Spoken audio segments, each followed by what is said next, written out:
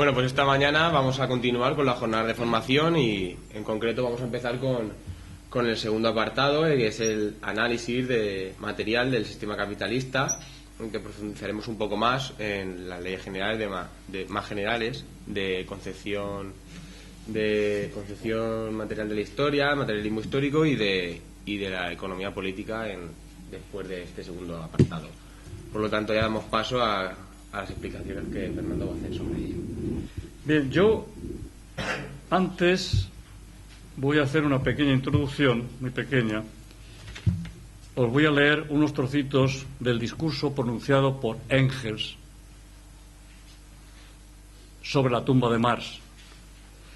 Decía Engels: así como Darwin ha descubierto la ley del desarrollo de la naturaleza orgánica, así Marx ha descubierto la ley del desarrollo de la historia humana. Es decir, este hecho simple, enmascarado antes por la confusión de tantas ideologías, que los hombres, antes de poder ocuparse de política, de ciencia, de arte, de religión, deben ante todo comer, beber, alojarse y vestirse, que luego la producción de los medios materiales de existencia y por consiguiente el grado de desarrollo económico de un pueblo o de una época forman la base de donde se deducen y consecuentemente se explican, y no inversamente como se ha hecho hasta ahora, las instituciones del Estado, las concepciones jurídicas, el arte y aún la religión entre los hombres. Pero esto no es todo. Marx ha descubierto igualmente la ley especial del desarrollo del modo de producción capitalista actual y de la sociedad burguesa estructurada por él. El descubrimiento de la plusvalía ha arrojado una luz completa sobre estas cuestiones, que antes no eran sino tinieblas para los economistas burgueses y para los críticos socialistas. Bien, como dice Engels, Marx ha descubierto la ley del desarrollo de la historia y la ley específica del desarrollo capitalista. Pues vamos a hablar de esas dos leyes, empezando por la primera, que está en la base de la concepción científica de la historia. Pero antes, permitidme que os recuerde dos categorías filosóficas dialécticas fundamentales: contenido y forma. ¿Os acordáis del pollito, verdad? Aquí tenéis el contenido y la forma en un huevo. Cómo el contenido va evolucionando. En principio se corresponde la forma y el contenido, pero llega un punto en que el contenido ya no se corresponde con la forma. ¿Y entonces qué pasa? Que se produce una lucha entre el contenido que quiere vivir, que quiere salir adelante, y la forma que lo aprisiona. O rompe la cáscara y el pollito sale y hay un nuevo contenido y una nueva forma, o el pollito no tiene fuerza y muere dentro. Es lo que Marx decía con respecto al capitalismo. Llegará un momento en que el capitalismo desarrollará hasta tal punto que se producirán dos alternativas: o socialismo o barbarie.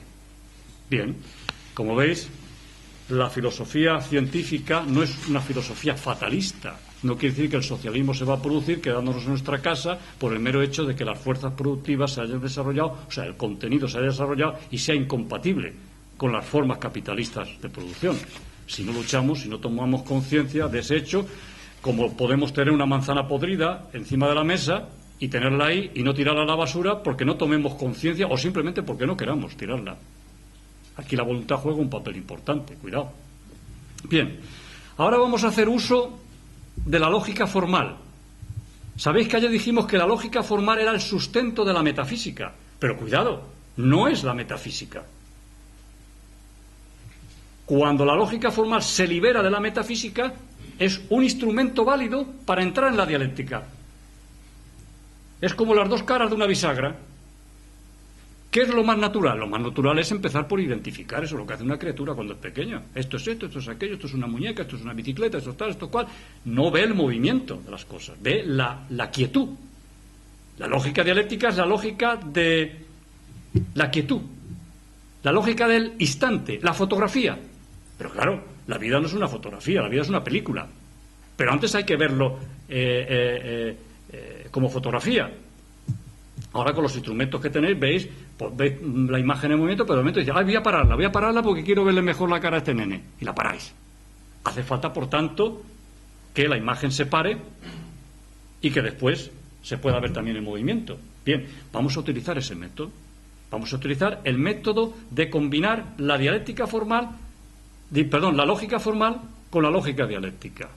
Bien, lo primero que vamos a hacer es identificar. Vamos a definir. Vamos a empezar, por ejemplo, y con respecto al contenido y la forma, a ver cuál es el contenido en una sociedad. Pues aquello sin lo cual la sociedad no puede existir, lógicamente. ¿Y qué es? Las fuerzas productivas. Las fuerzas productivas se componen de los medios de producción o métodos de producción, los métodos y técnicas de trabajo, la fuerza de trabajo, es decir, el número de personas dedicadas a la producción, y la experiencia acumulada o los conocimientos que tiene la sociedad. Pero claro, todos estos elementos, vistos por separado, no sirven para nada. Tienen que estar interrelacionados para que se puedan poner en marcha, para que se convierta en una estructura funcional. Por lo tanto, son las relaciones de producción, las relaciones que se establecen entre los productores y los propietarios de los medios de producción, las que permiten poner en marcha, articular esas fuerzas productivas. En consecuencia, las relaciones de producción es la forma, fijaros, acordaos en el del huevo, es la forma en que funciona y se desarrolla el contenido que está constituido por las fuerzas productivas. La unión de las relaciones de producción y las fuerzas productivas constituyen una unidad como el huevo, y esa unidad como el huevo se le llama estructura económica de la sociedad o modo de producción de bienes materiales.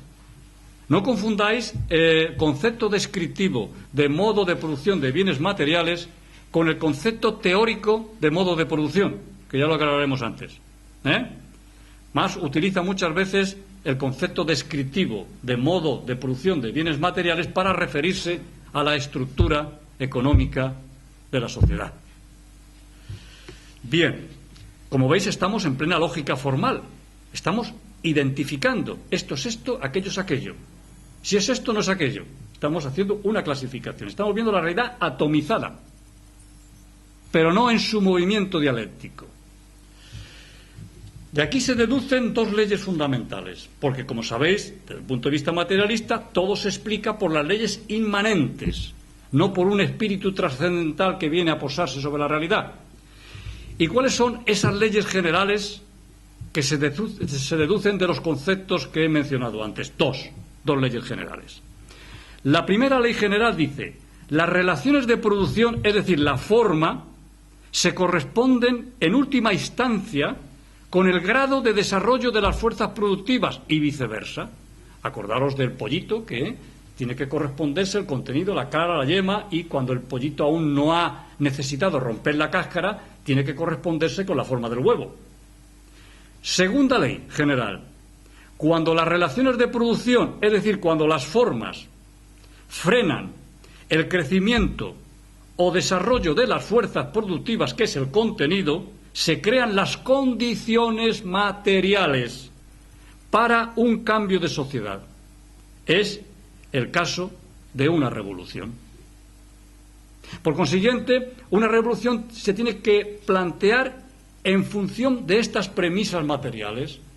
Es ilógico que en la Edad Media se pudiera plantear una revolución socialista, porque no habían condiciones materiales. De ahí la misión del capitalismo de desarrollar las fuerzas productivas para crear esas condiciones materiales. De ahí el error de los comunistas rusos de querer hacer una revolución socialista sin que existieran las condiciones materiales, aun siendo conscientes de que necesitaban esas condiciones materiales para hacer la revolución. Ellos quisieron hacerlo voluntaristamente y, naturalmente, generaron un engendro, generaron un monstruo que no se puede presentar como modelo, un monstruo que ni era socialista ni era capitalista. Es decir, una burocracia que hacía las funciones de los capitalistas y que desarrollaba las fuerzas productivas como los capitalistas, pero mal. En consecuencia, ahí tenemos la historia para aprender. Eso no era socialismo. Hablaremos después de este tema. Bien. Base económica, estructura económica. Mirar ese esquema. Estructura económica, superestructura ideológica, superestructura jurídico-política. Acordaros del árbol de ayer. La estructura económica sería más o menos las raíces y el tronco. La superestructura ideológica y jurídico-política la constituirían las ramas y las hojas. Tiene que haber una interacción de lo de abajo sobre lo de arriba y lo de arriba sobre lo de abajo. Por tanto, la estructura económica condiciona y hasta cierto punto determina la superestructura ideológica y la superestructura jurídico-política. De tal manera que ocurre como en el árbol. Si cortamos la raíz y cortamos el tronco, naturalmente lo de arriba no tiene sentido. Quiere decirse que hay una relación mecánica, que yo tengo ideas porque la economía me da las ideas. No, la economía lo que crea es el marco contra el cual yo interactúo. Mis ideas surgen de la interacción de mi individualidad, de mi cerebro, en el marco de la necesidad histórica que me crea un sistema dominado en última instancia por una estructura económica capitalista. Por tanto, la superestructura ideológica viene a justificar siempre y a cohesionar y a dar razón de ser a la estructura económica. Hoy, por ejemplo, lo estamos viendo con el neoliberalismo, cómo pretende justificar de alguna manera y de dulcificar los sacrificios que se están produciendo a nivel económico. Naturalmente, las ideas vuelven a la estructura a través de la política, a través de las instituciones y del pensamiento político. De ahí el error fundamental filosófico de los anarquistas. Los anarquistas dicen que el Estado es la causa de los problemas. Nosotros decimos que el Estado no puede ser la causa del problema. El Estado es la consecuencia de una sociedad dividida en clases, de una sociedad basada en la explotación del ser humano. Cuando el Estado surge es cuando tiene la posibilidad material de surgir. Cuando la sociedad es capaz de crear más allá, de producir más allá de lo que necesita para el consumo y se crea un excedente, es cuando surge la posibilidad de que una parte de la sociedad sea parte de la producción, se separe de la producción y justifique eso y la apropiación de ese excedente creando formas políticas para administrar ese excedente. Por lo tanto, cuando la sociedad no era capaz de producir más allá de lo que necesitaba para subsistir, no podía haber clases sociales y no podía haber ningún tipo de Estado. El Estado surge justamente cuando se dan las condiciones materiales, cuando las fuerzas productivas han permitido producir más allá de lo que se necesita para poder vivir y, claro, luego ese excedente es lo que un sector de la sociedad se separa y administra y al final no lo administra para toda la sociedad, sino que lo administra para ellos mismos y eso exige unas instituciones políticas para reprimir, para sofocar todo intento de querer repartirse ese excedente. Y naturalmente las ideologías vienen un poco a unirse en forma de religión a esa forma embrionaria de Estado para justificar que eso es algo así como deseado por los dioses o por los espíritus del más allá.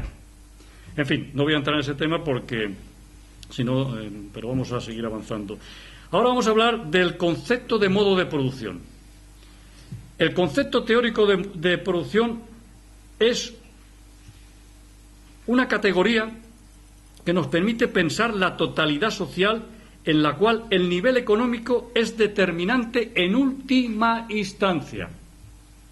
Mirad, en última instancia, hay una crisis económica, pero lo que está agravando la situación es el nivel ideológico, jurídico, político, es decir, son las medidas que el gobierno y la ideología dominante están tomando para afrontar la situación. ¿Eso que está haciendo? Empeorar la situación.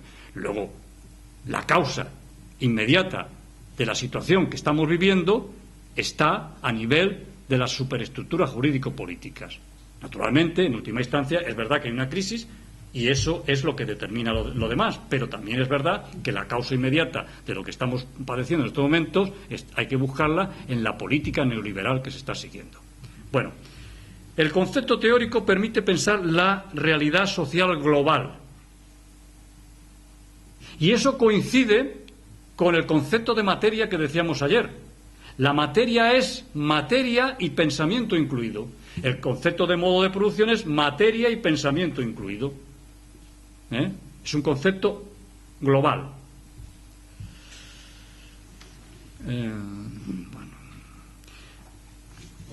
No. Por tanto, podemos establecer aquí otra ley general. La ley de correspondencia entre la infraestructura económica y la superestructura ideológica y jurídico-política. De manera que tiene que haber a largo plazo, no quiere decir que en cada momento de la historia tenga que haber una correspondencia total, pero a largo plazo tiene que haber una correspondencia. Es decir, una economía capitalista no puede desarrollarse con un Estado feudal, lógicamente. Luego, ¿qué pasa?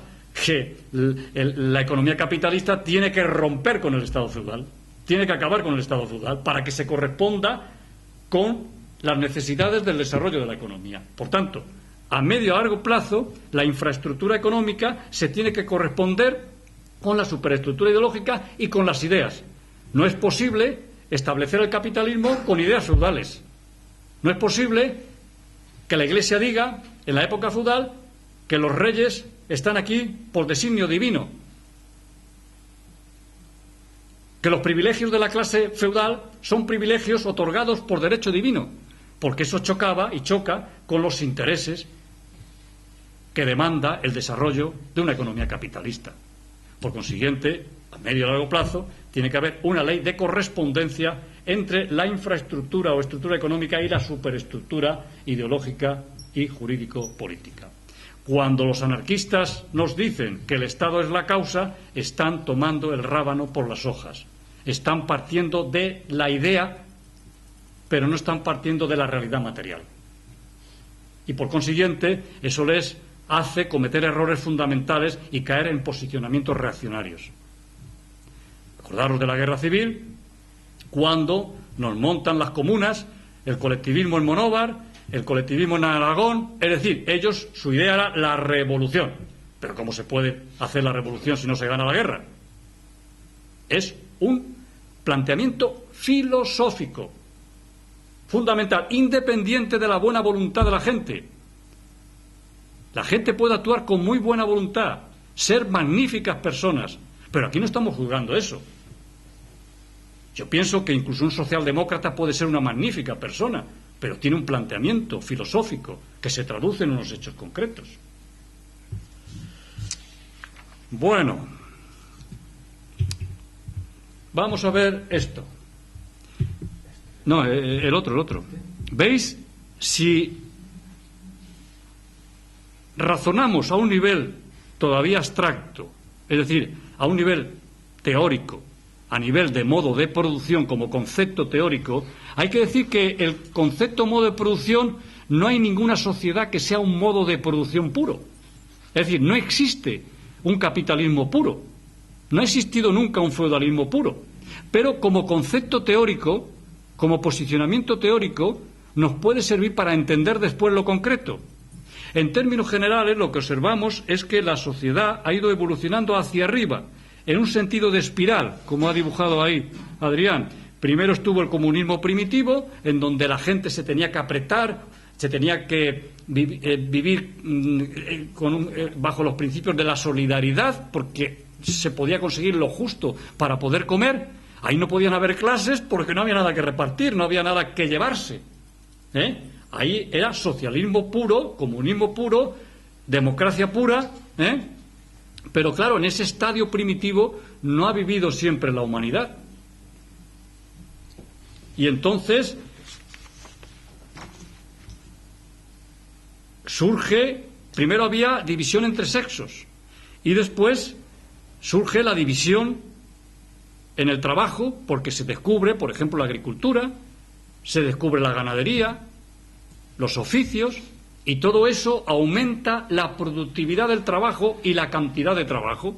Por consiguiente, existe ya la posibilidad de crear un plusproducto, y ahí es, como os decía al principio, surge la posibilidad material de que una parte de la sociedad no trabaje directamente y se dedica a administrar ese subproducto, y en consecuencia se tenga que dotar esa sociedad de los instrumentos institucionales para administrar ese subproducto. Ese es el origen embrionario del Estado.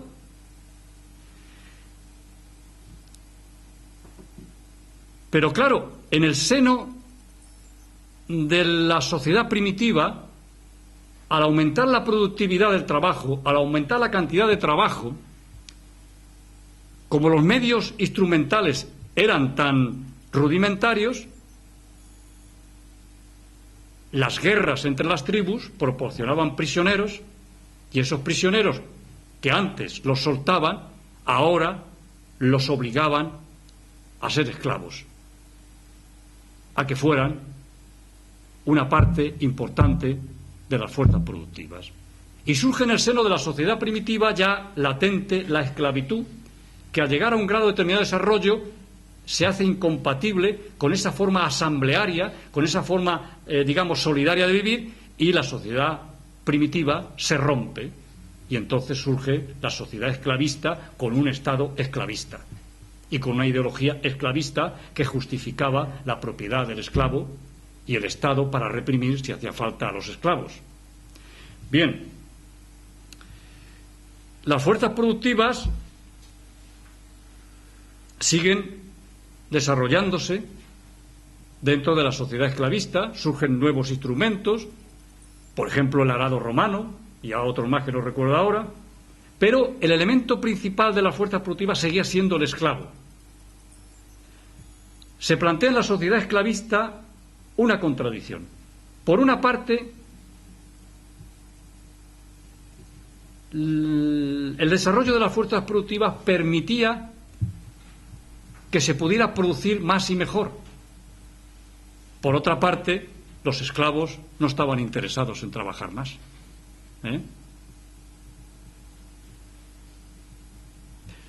Por tanto, surgen las rebeliones de los esclavos, la lucha de los esclavos,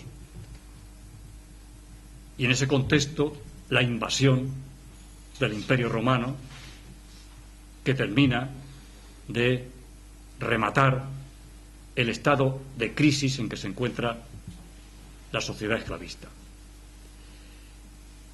Y esto determina el hundimiento del sistema esclavista, y aparece una sociedad basada en la propiedad de la tierra, en la que el esclavo ya no era esclavo, sino siervo, que estaba adscrito a un trozo de tierra, que tenía sus propios instrumentos de trabajo, que unos días lo dedicaba para trabajar en sus tierras para él, pero el resto de la semana tenía que ir a trabajar a las tierras del señor feudal. Ahí se ve claramente la plusvalía, muy diferenciada.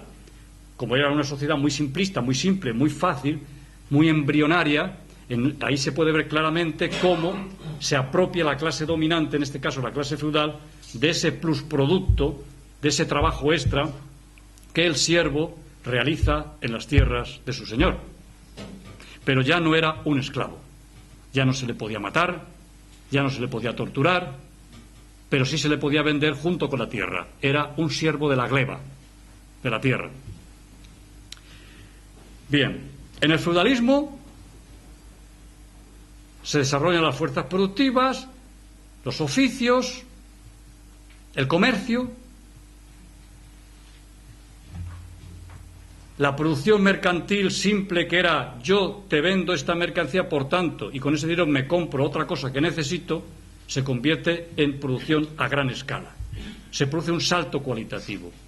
La producción mercantil simple se transforma en producción mercantil capitalista, pues a partir del siglo XV, XVI, XVII, con las manufacturas, en donde se reúnen a los artesanos dentro de las manufacturas. La burguesía comercial reúne a los artesanos en las manufacturas para poder atender las demandas de un mercado creciente, sobre todo creciente a partir del descubrimiento de América y de la rapiña, del expolio que eso supuso para los habitantes de estos territorios.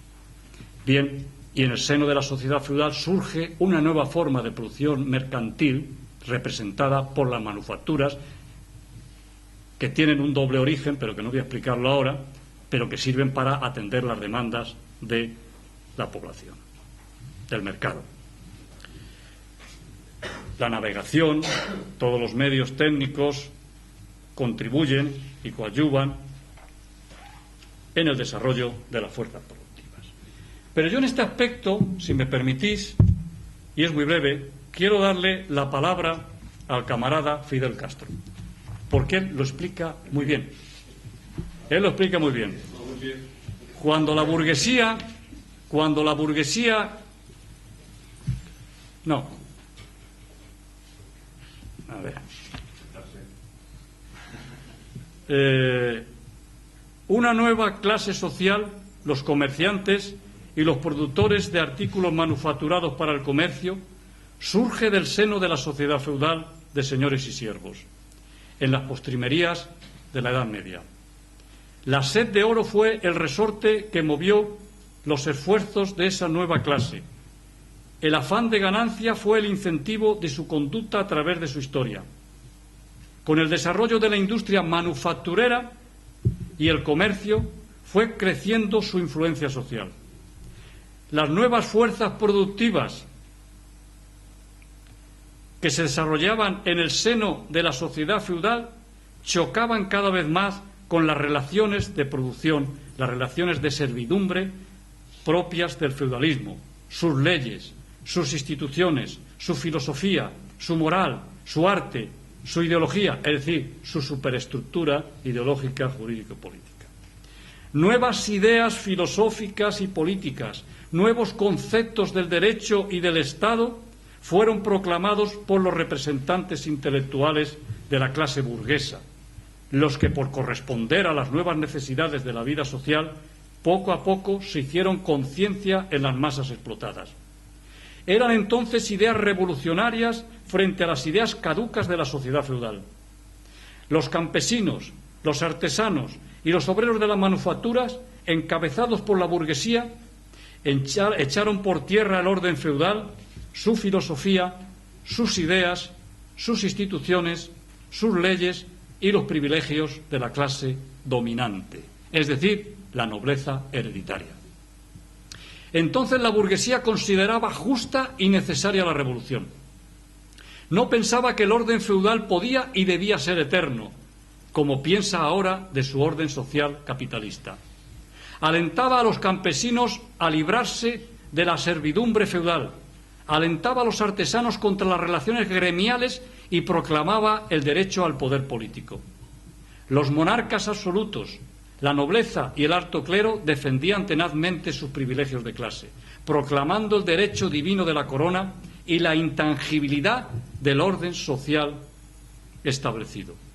Ser liberal, proclamar las ideas de Voltaire, Diderot o Juan Jacobo Rousseau, portavoces de la filosofía burguesa, constituía entonces para las clases dominantes un delito tan grave como es hoy para la burguesía ser comunista y proclamar las ideas de Marx, Engels y Lenin.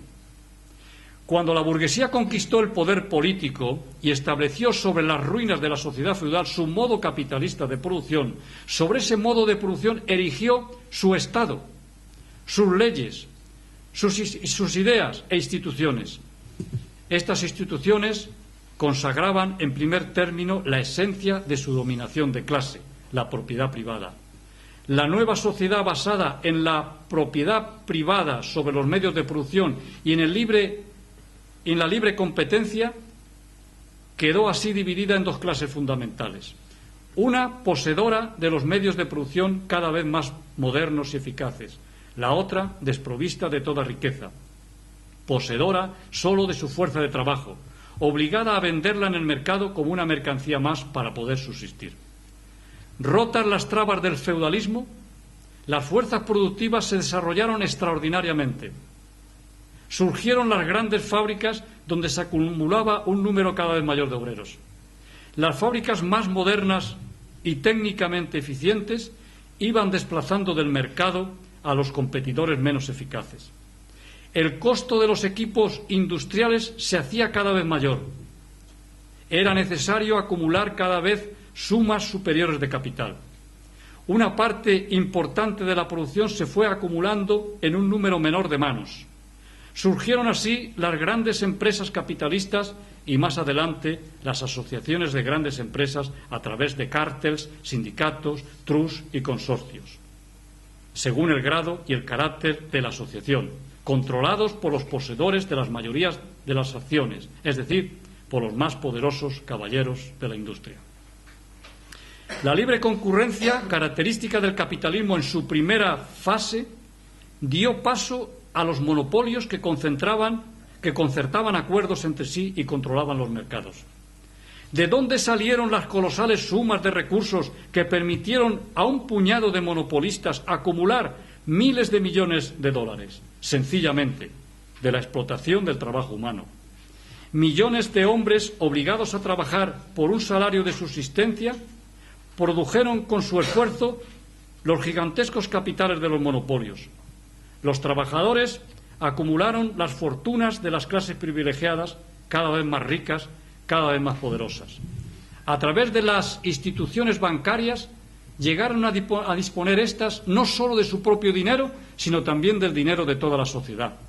Así se produjo la fusión de los bancos con la gran industria y nació el capital financiero y, por consiguiente, la oligarquía financiera. ¿Qué hacer entonces con los grandes excedentes de capital que en cantidades mayores se iban acumulando? Invadir con ellos el mundo.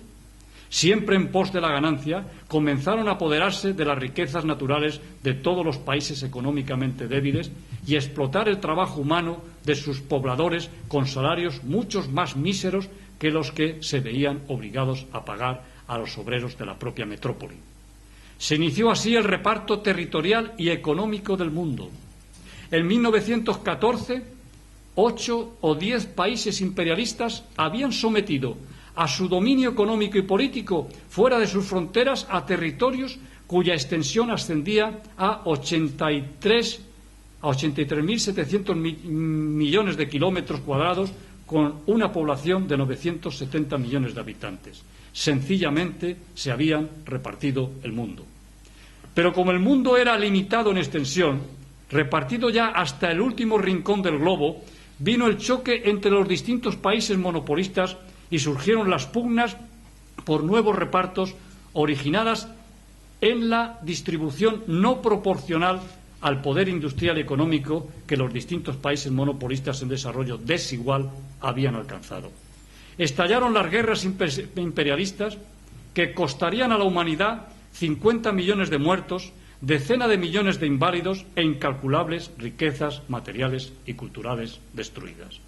Aún no había sucedido esto cuando ya Marx escribió que el capital recién nacido rezumaba sangre y fango por todos los poros desde los pies a la cabeza.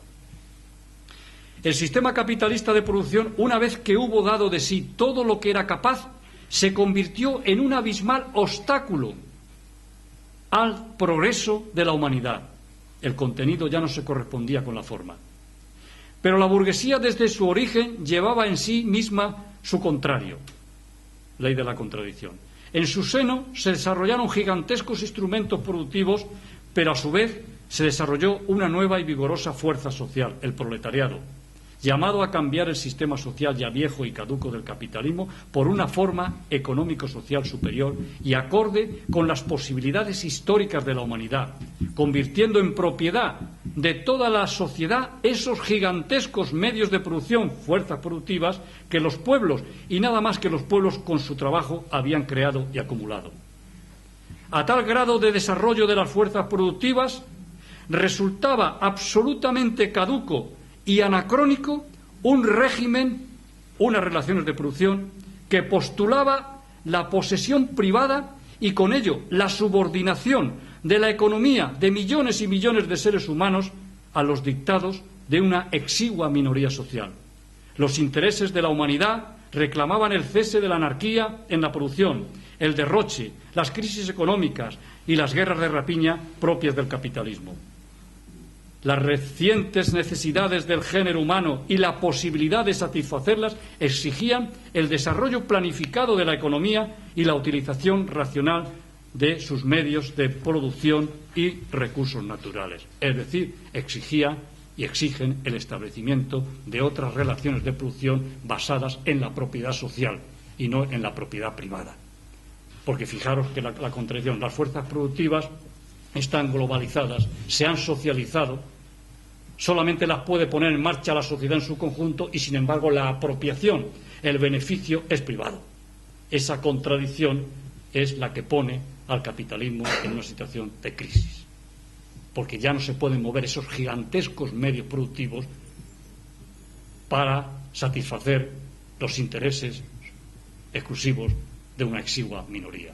Ese mecanismo tan complejo, tan globalizado, lo mueve y lo puede mover solamente la sociedad en su conjunto, y en consecuencia a ella, a la humanidad en su conjunto, le debería de corresponder los beneficios de ese movimiento y de ese contenido.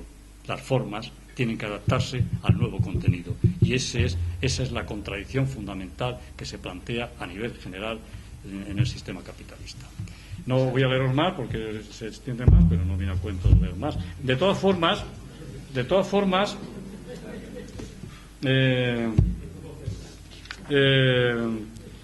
os decía al principio que hemos hablado a nivel general de modo de producción. Es un concepto teórico con el cual no podemos acercarnos más a la realidad, pero ahora tenemos que hablar del concepto de formación social o de bloque histórico, y ahí lo tenéis. Es un desarrollo en espiral, pero una espiral desigual, no perfecta, ¿verdad? Lo que quiere decirse que no se acaba con una sociedad totalmente y se empieza con la otra limpiamente, sino que, como veis, una sociedad existe dentro de la otra. Fijaros que dentro del feudalismo estaba el capitalismo ya. Luego, la sociedad feudal, en sus postrimerías, era feudal hasta cierto punto, porque las manufacturas ya estaban funcionando dentro de la sociedad feudal. Había una relación entre la economía capitalista y la economía feudal. Lo que pasa es que la economía capitalista era una economía en ascenso y la economía feudal era una economía en descenso. Entonces se produce ahí una lucha entre lo viejo y lo nuevo. Por tanto, para comprender la realidad social hay que partir del concepto de formación social, es decir, cómo se articulan en cada momento de la historia los distintos modos de producción, hasta que uno rompe con el otro. Por ejemplo, a mucha gente le parecerá increíble que, por ejemplo, en España el capitalismo esté asociado o haya estado siempre asociado con el feudalismo, con la aristocracia terrateniente. Acordaos del abrazo de Vergara, en donde las dos clases dominantes se pusieron de acuerdo y dijeron: vamos a ponernos de acuerdo, que al fin y al cabo los dos somos explotadores, no sea que la clase obrera venga y nos cargue a los dos. Bueno, eso es lo que diferenciaría, por ejemplo, al capitalismo español del capitalismo francés. Es decir, en esto hay que ser científicos. Las categorías filosóficas nos sirven para introducirnos en la realidad, pero la realidad exige investigar, descubrir, analizar y ver cada realidad concreta. En España existen todavía restos de feudalismo, existen restos de esclavismo, existen otros modos de producción que están subordinados y camuflados, porque los camufla el modo de producción principal, que es el modo de producción capitalista. Y en el curso de profundización que vamos a dar, uno de los libros que vamos a tocar se llama Análisis dialéctico de la sociedad española, donde vemos cómo se combinan todos estos elementos y constituyen una realidad compleja, porque la realidad no es simple. Lo que pasa es que tenemos que, primero, tener una visión más bien simple, más bien general, más bien teórica, para luego descender a lo complejo, a lo concreto. Por ejemplo, la monarquía es un resto de feudalismo. La duquesa de Alba es un resto de feudalismo.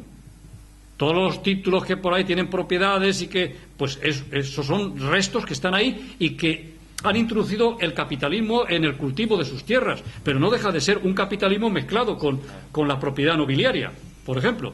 O el privilegio del rey. O el privilegio del rey, por ejemplo. A la jurisdicción. Bueno, el privilegio del rey, pero bueno, hay que decir de este rey que el hombre renunció al privilegio del derecho de pernada con la duquesa de Alba. Pero no ante la jurisdicción. Tiene privilegio. Ya, pero esto es una broma.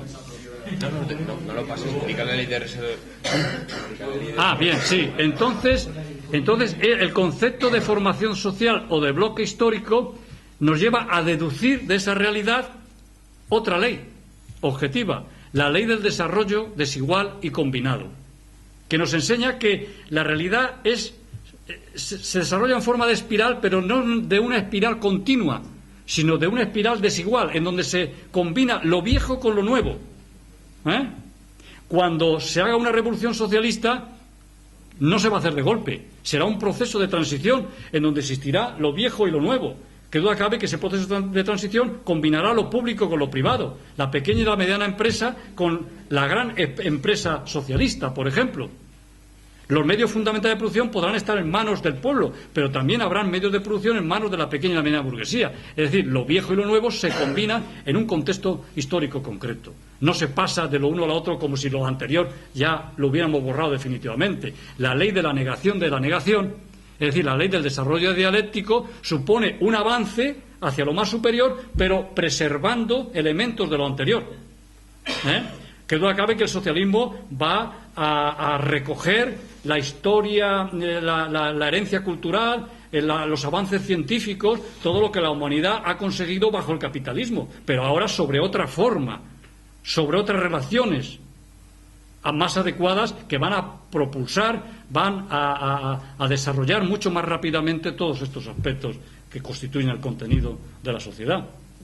Por tanto, esta es una ley más. Veréis que siempre estamos manejando leyes objetivas, leyes que van a explicar, y en la naturaleza pues también se da. Por ejemplo, si analizáis un ecosistema, por ejemplo, ahí vais a ver la ley del desarrollo desigual y combinado, pues que ahí vais a ver, no vais a ver solamente mariposas o claveles, vais a ver un conjunto de cosas diversas en distintas fases de evolución. Ahí se combina la tierra, el aire, el sol, las distintas plantas. Ahora bien, si vamos a otro ecosistema diferente, veremos otro tipo de plantas, otro tipo de animales, otro tipo de ecosistema. Por lo tanto, toda realidad es una realidad desigual, pero al mismo tiempo combinada, porque se interrelaciona. Cuando aquí nos dedicamos a matar animales y a una caza desmesurada, estamos creando desequilibrios en el ecosistema. ¿Por qué? Porque la realidad es desarrollo desigual y combinado, donde tienen que darse elementos desiguales que al mismo tiempo están combinados y en perfecta simbiosis. Volvemos a encontrar aquí, en el materialismo histórico, en la concepción materialista de la historia, por tanto, las leyes de la dialéctica, la interdependencia de las cosas y de los hechos. No se pueden analizar los hechos aisladamente. El movimiento y los cambios dialécticos, el autodinamismo, es decir, la capacidad de la realidad para moverse desde dentro, desde su interior. La contradicción, por consiguiente, la acción recíproca y la conexión universal, todo está relacionado. Por ejemplo, yo no puedo analizar un hecho aislado del conjunto. No podemos analizar el capitalismo español si no lo situamos en un contexto más amplio, el capitalismo europeo. No podemos analizar el capitalismo europeo si no lo incluimos en un contexto todavía más amplio, el capitalismo internacional. ¿Por qué? Porque la materia tiene distintos niveles de evolución y todos están interconectados. Acción recíproca y conexión universal. Por esa razón no se puede hacer la revolución en un solo país. Por esa razón fracasó, entre otras, la Revolución de Octubre, que fue una gesta importantísima, cuidado. Y yo estaré siempre en contra de los que desde un sillón condenan la Revolución de Octubre. La Revolución de Octubre fue una revolución hecha por trabajadores y campesinos para acabar con el zarismo, para plantarle cara al imperialismo. Lo que pasa es que luego se encontraron con una realidad muy dura y ahí se equivocaron. Ahí acudió en su auxilio el idealismo y la metafísica, no el materialismo y la dialéctica. Pero a ver quién en ese contexto puede a veces no equivocarse, tomar decisiones erróneas. En definitiva, la realidad evoluciona por saltos. La conversión de la cantidad en calidad, en una cualidad distinta. Cuando se acumulan los cambios cuantitativos, ocurre como el agua, cuando se va calentando, pero no se está calentando indefinidamente. Llega un momento en que deja de ser agua líquida para convertirse en agua a vapor. Ese es el salto cualitativo. Pues bien, la realidad en la historia, en la naturaleza, está llena de saltos cualitativos. Ahí tenéis el Big Bang, por ejemplo. Ahí tenéis especies que han desaparecido y otras que han aparecido. Ahí tenéis que, por ejemplo, entre las especies hay relaciones, todos partimos de la célula, y hay animales que son animal y vegetal al mismo tiempo, animales que son femeninos y masculinos al mismo tiempo, hermafrodita. Es decir, la naturaleza no pone barreras infranqueables entre una cosa y entre la otra. Por debajo de la superficie, en donde todo parece atomizado, en donde todo parece diferenciado, hay un subterráneo en donde todo aparece unido e interrelacionado, y esa es la dialéctica materialista.